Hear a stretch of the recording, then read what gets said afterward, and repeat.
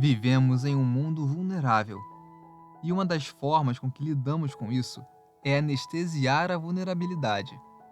Vulnerabilidade é o centro da vergonha e do medo, mas também é a origem da alegria, da criatividade, do pertencimento, do amor.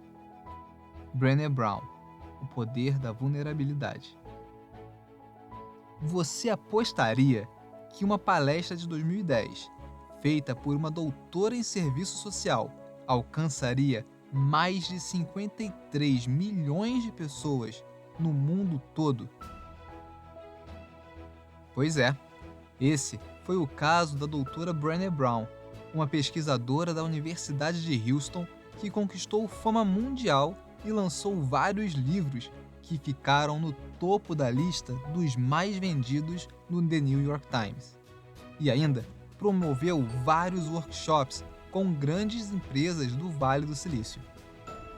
Mas afinal, que grande novidade foi essa que Brené Brown trouxe que a tornou tão conhecida? Além de tratar de uma forma totalmente descontraída sobre temas que a sociedade gosta de varrer para baixo do tapete, como medo e vergonha, Brené conta que ela mesma passou a vida tentando fugir da própria vulnerabilidade, por ser uma pessoa mais assim, digamos, ligada à estatística, aquelas coisas que se pode mensurar analiticamente. Que foi justamente esse tema, o poder da vulnerabilidade, o enfoque da sua ampla pesquisa. Ampla mesmo, olha isso. A professora passou 2 décadas investigando o assunto e avaliou cerca de 400 mil dados para entender que é somente aceitando a nossa vulnerabilidade e encontrando meios sadios de lidar com ela que conseguimos nos conectar de fato com as pessoas e ter experiências significativas. A pesquisa deu um nó tão grande na cabeça da pesquisadora que ela buscou terapia para aceitar que também é vulnerável. Em seu estudo, ela ainda descobriu uma espécie de padrão que chamou de coração pleno. Pessoas que são capazes de experimentar felicidade e amor através da vulnerabilidade. Oi, eu sou o Alex e no Super Leituras de hoje vamos aprender com a doutora Brené Brown por que assumir a vulnerabilidade é um sinal de bravura e que só por meio disso podemos ser emocionalmente corajosos. Bem, mas antes de responder a pergunta de US$ 1 milhão e descobrir se você é ou pode ser um coração pleno, vamos identificar melhor o que na prática seria essa tal de vulnerabilidade e apresentar os 4 passos necessários para nos conectarmos com as pessoas de forma significativa. Falar em vulnerabilidade não é falar apenas de vitória ou derrota, sucesso ou frustração. Esses são termos muito simplórios de se pensar. A nova Brené, após aprender com a pesquisa que realizou, diria que viver não é uma equação. Geralmente, quando ouvimos que uma pessoa está vulnerável, nos vem à mente alguém fraco, frágil. A essa palavra, costumamos associar sentimentos de vergonha, coisas que são íntimas, que não queremos expor de jeito nenhum. Essa é a parte mais conceitual da vulnerabilidade. No dia a dia, porém, vulnerabilidade significa saber pedir ajuda quando precisamos, pois muitos acreditam que ser forte é nunca precisar de ninguém. Dizer não e até mesmo ser impopular quando necessário, encarando as críticas envolvidas nisso. Nos apaixonarmos por alguém e nos declararmos no primeiro encontro, por que não? Enfrentar na cara dura o risco de não ser correspondido, sofrer pela rejeição que seja. Assumir que não sabe de alguma coisa e tentar coisas novas.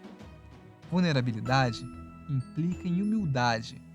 E somente sendo humilde, a pessoa admite que não conhece alguma coisa e tem a chance de aprender. Vulnerabilidade, logo, seria aparecer, ser visto, o famoso dar a cara a tapa, olhar de frente os riscos em qualquer que seja a situação. Uma amizade, um romance, na hora de se preparar para um concurso, um encontro importante, ter uma conversa difícil em família. Fala pra mim, vulnerabilidade então, não seria simplesmente ser uma pessoa de verdade? E olha, uma comunidade sadia é formada por pessoas reais que estabelecem conexões umas com as outras. Então, vamos refletir juntos sobre os 4 passos da conexão. Não desvie sua atenção. Isso é importante para descobrir se você não seria um desses corações plenos.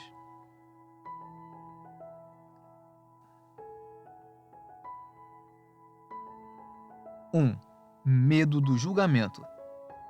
Há algo sobre mim que, se outras pessoas souberem ou virem, fará com que eu não mereça conexão? Brené Brown também observou que, devido a essas experiências ruins do passado, comuns a todos nós, muitos se fecham em si mesmos e barram qualquer tipo de demonstração de vulnerabilidade. Eles fazem isso por medo do julgamento dos outros, por achar que tiveram experiências tão horríveis que são dignos de vergonha. Então, é melhor escondê-las completamente, erguer muros. Na verdade, afirma Brené, essas pessoas não acham que merecem ter uma conexão real com as outras, porque se julgam com muita severidade. É um conjunto de fatores. Elas sentem que em algum lugar da sua vida erraram feio e que alguém errou feio com elas. Elas se culpam e seguem carregando esse peso. Esses pensamentos se tornam circulares e sempre trazem questionamentos desgastantes e angústia. Só que se pouparem demasia para não assumir a própria vulnerabilidade, significa perder muita coisa da vida. Porque viver é ser vulnerável. Não precisa nem pensar muito para saber que todos nós temos uma maior vulnerabilidade a algo. Se até o Superman tem sua criptonita, né? Em algum lugar da nossa trajetória, a gente teve nossa alma quebrada. Isso faz parte do caminho existencial de todo mundo. Pode ter sido um relacionamento que não deu certo, um problema familiar, um sonho que nunca realizamos, uma experiência dolorosa de bullying ou preconceito, enfim, alguma frustração que nos machucou mais. 2. Descubra o que é importante. Conexão é o porquê de estarmos aqui. É o que dá propósito e significado às nossas vidas. É a razão de tudo. No meio de sua pesquisa, Brené Brown observou que é justamente quando vulneráveis que as pessoas conquistam uma conexão genuína umas com as outras. É aí que os laços verdadeiros se formam. A conexão é, de fato, uma necessidade humana universal. Basta pensar que, desde que nascemos, precisamos do contato físico e emocional para sobreviver. Dentre todas as espécies, os bebês humanos são os mais frágeis. Necessitam de atenção e cuidado por vários anos. Sem esse carinho e cuidado inicial, eles crescem incompletos. Conforme o tempo passa, até a idade adulta, nossa necessidade de conexão não deixa de existir. Ela só aumenta, pois somos seres sociais. Não podemos esquecer, aliás, que o aprendizado só se concretiza em relação ao outro. É esse outro que nos traz saberes diferentes de mundo, a partir de sua própria maneira de enxergar e sentir as coisas. É graças a essa interação, a essa troca de conhecimento, que nossa espécie segue evoluindo. 3. Não anestesie a vida. O problema é que você não pode seletivamente anestesiar emoções. Você não pode dizer, aqui está a parte ruim, aqui está a vulnerabilidade, aqui está a dor, aqui está a vergonha, aqui está o medo, aqui está o desapontamento e eu não quero sentir isso. Você não consegue anestesiar esses sentimentos pesados sem anestesiar os outros sentimentos, as nossas emoções.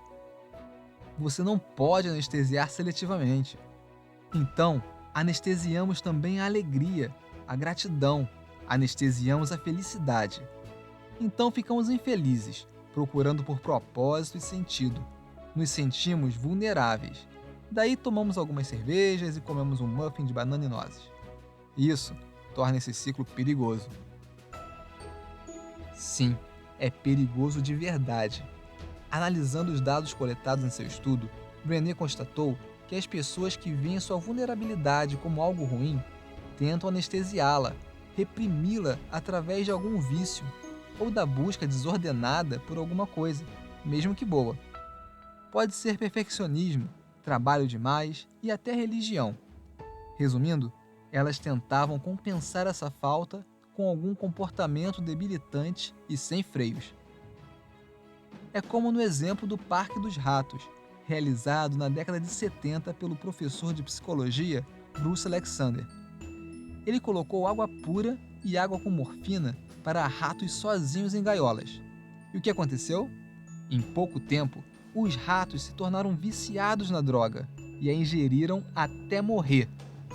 Mais tarde, Bruce decidiu criar um parque dos ratos. Um ambiente com bolas coloridas para brincar, túneis para atravessar e espaço para correr e fazerem sexo entre si. A ideia era comparar as situações para encontrar a natureza do vício e em que condições ele se desenvolvia. O resultado surpreendeu. Apesar da droga estar disponível o tempo todo, os ratos raramente a ingeriam e não ficavam viciados. Essa pesquisa de Bruce Alexander se tornou um marco no estudo dos vícios, pois demonstrou claramente o lado subjetivo de ser viciado e como os vínculos têm um papel importante nisso. Para Bruce, o oposto do vício, seja ele qual for, não é sobriedade, mas sim a conexão. Quando a vida das pessoas está preenchida de relações significativas e propósito, elas não tendem a abusar de drogas ou ter comportamentos viciosos.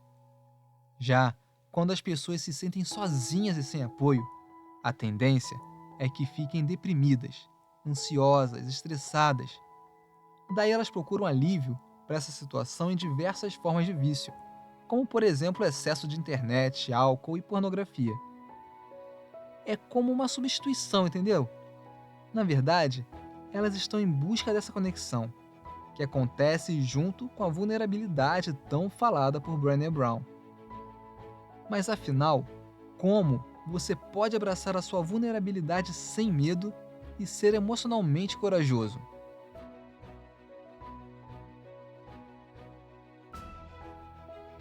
4. Seja imperfeito. Perfeccionismo é um mecanismo de defesa, nada mais. É um escudo de 20 toneladas que colocamos para parecermos fortes, para que ninguém nos machuque.